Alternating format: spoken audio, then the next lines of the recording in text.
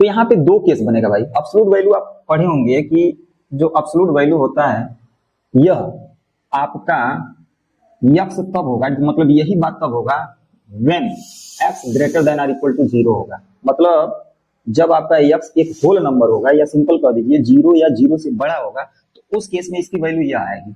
और जब when x less than 0 होगा तो इसकी वैल्यू आ जाएगी माइनस एक्स। ये ध्यान रखना है कि कोई भी absolute value of number define इस प्रकार है, इस प्रकार परिभाषित है। तो यही कॉन्सेप्ट, यही प्यारा कॉन्सेप्ट हम यूज करेंगे।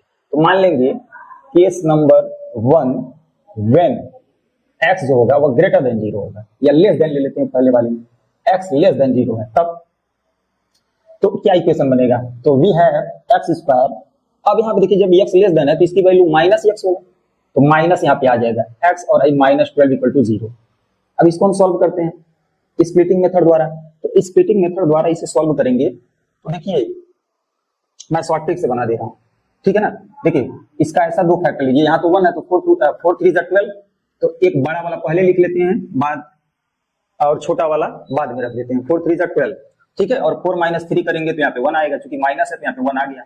तो सारा हमारा कंडीशन फुलफिल हो रहा है। तो क्या करते हैं, इस माइनस का जस्ट अपोजिट साइन यहाँ प्लस लगा देंगे, तो प्लस लग गया, और प्लस का माइनस में यानी कांस्टेंट वाले में मल्टीप्लाई करते हैं तो ये माइनस, तो यही आपका रूट बन गया या जीरोस बन गया, ठीक है। मतलब एक्स की वैल्यू क्या होगा, या मतलब 4 एंड माइनस 3 आएगा। शॉर्ट ट्रिक से बना दिए। अब चूंकि इसमें क्या पॉसिबल नहीं है, चूंकि हम यक्स लेस देन ले रहे हैं, तो यह यानी चूंकि यक्स आपका यह जो होगा ये पॉसिबल नहीं होगा, पॉजिटिव नहीं लेना, तो यक्स का वैल्यू यहाँ पे -3 मिल गया, ठीक है। ये वैल्यू मिल गया, ये नहीं लेना है क्योंकि हमने यक्स लेस देन 0 लिया, निगेटिव नंबर होना चाहिए। अब दूसरा देखिए केस नंबर सेकंड, अगर आपको ये नहीं करने आ रहा है तो भाई ट्रेडिशनल से करिएगा, कोई दिक्कत नहीं है, कोई दिक्कत नहीं है। तो अगर हम सेकंड केस लेते हैं जब यक्स ग्रेटर देन 0 है, तो उस केस में क्या होगा, ये आपका एक्स स्क्वायर प्लस यक्स ही बनेगा और -12 इक्वल टू 0, ठीक है। अब यहाँ पे भी वही यक्स का वैल्यू मिलेगा, क्या मिलेगा, 4 3 12, तो 4 पहले लिखते हैं 3 बाद में लिखते हैं, 4 पहले लिखेंगे 3 बाद में लिखेंगे, और क्या हो जाएगा यहाँ पे इसका अपोजिट साइन यहाँ पे माइनस हो जाएगा, और इस माइनस का माइनस में होगा तो प्लस हो जाता है। तो यक्स के दो पॉसिबल वैल्यूज मिले, या एक -4 एक प्लस थे।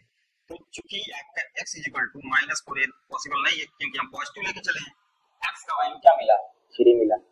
तो हमारा जो सोल्यूशन होगा, जो आंसर होगा, सो दैट हम कह सकते हैं यक्स की जो वैल्यू मिलेगा वो -3 और 3 मिलेगा, यही इसका रूट होगा या सोल्यूशन होगा।